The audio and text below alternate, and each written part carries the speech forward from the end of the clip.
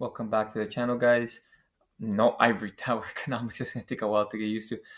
So today we're going to be talking about what's going on in the Federal Reserve, how Jerome Powell has been charged. So I'll just go over the article. I think this explains a little bit better. So this is from the federalreserve.gov. So this is a statement from the Federal Reserve Chair, Mr. Jerome Powell, and this was on January 11th, 2026. So this was yesterday. It was released yesterday. So good evening. On Friday, the Department of Justice served the Federal Reserve with grand jury subpoenas threatening a criminal indictment related to my testimony before the Senate Banking Committee last June. That testimony concerned in part a multi-year project to renovate historical Federal Reserve office buildings. I have deep respect for the law, the rule of law, and for accountability in our democracy. No one, certainly not the chair of the Federal Reserve, is above the law, but this is unprecedented. Unprecedented action should be seen in the broader context of the administration threats and ongoing pressure. This new threat is not about my testimony last June or about the renovation of the Federal Reserve buildings. It is not about Congress oversight rule. The Fed, through testimony and other public disclosures, made every effort to keep Congress informed about the renovation project. Those are pretexts. The threat of criminal charges is a consequence of the Federal Reserve setting interest rates based on our best assessment of what will serve the public rather than following the preferences of the president. So essentially, Donald Trump actually assigned Jerome Powell as the head of the Federal Reserve. So I personally think that a lot of this is for show. I think behind closed doors, these people are likely all friendly because this is tinfoil hat stuff. But essentially, the Jerome Powell is not the sole decider of where interest rates move. Is the FOMC. He is just one voting member of it. I believe there's 7 of them because you need a tiebreaker. I'm not exactly too sure how it works, but it is the FOMC. Essentially, he has one vote, and his vote is equal to anyone else, right? And and then they make the decision whether to raise or lower interest rates.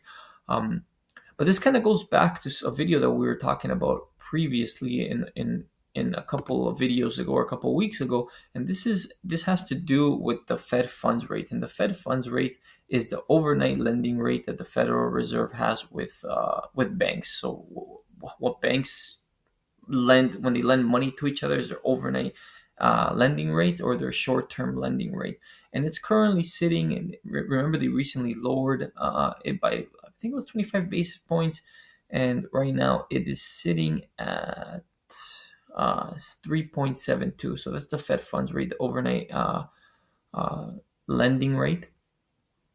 And there's something called the neutral interest rate. This is the rate of it's kind of like a difficult thing to wrap your mind around, but essentially it's like this interest rate that if the Fed funds rate is above it, essentially, let me try to explain this a little bit better.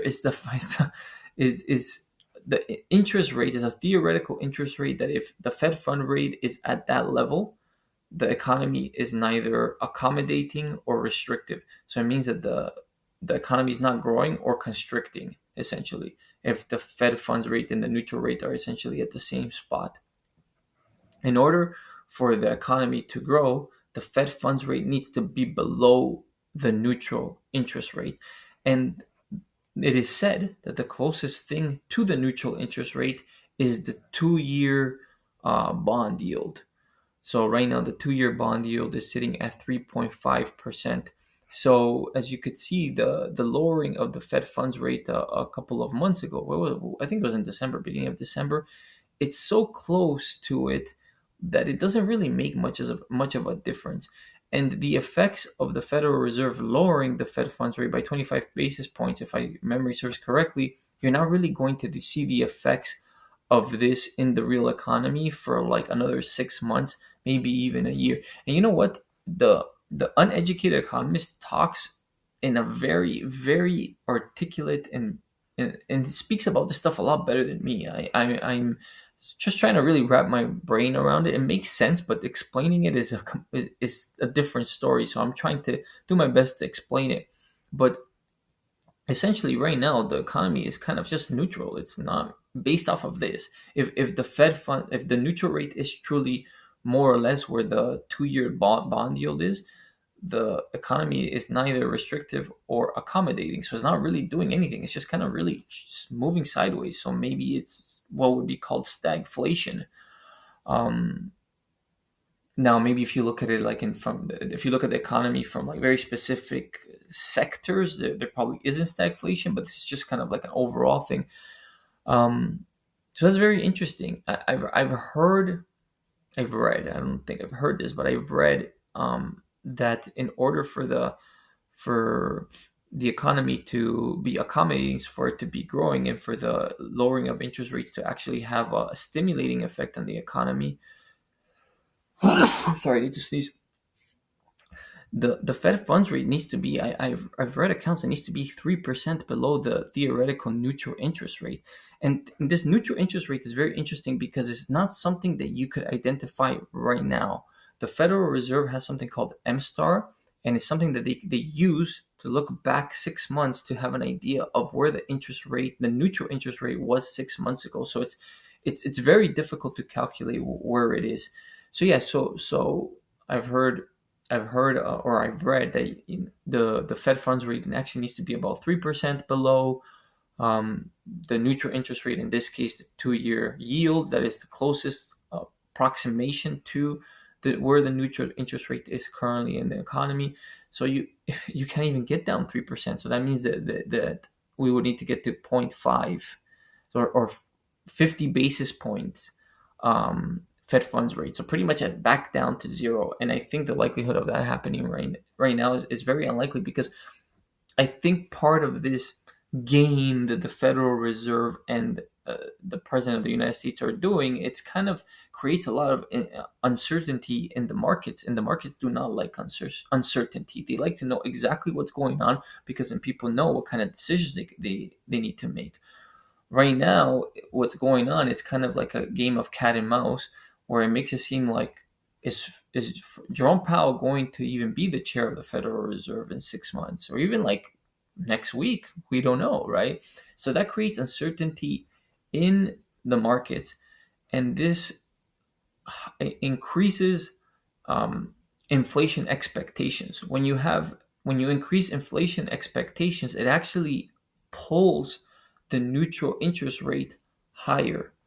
So maybe what the Federal Reserve and Donald Trump's plan might be into the long term, maybe even into next year or the end of this year, is that this uncertainty in the market will actually pull the neutral interest rate above the Fed funds rate, and thus making the economy less restrictive, without the Fed funds rate actually getting closer to zero, because they were pretty much at zero for like 10 years. And once you get to zero, the Federal Reserve no longer has any ammunition when it comes to the manipulation of interest rates, because the real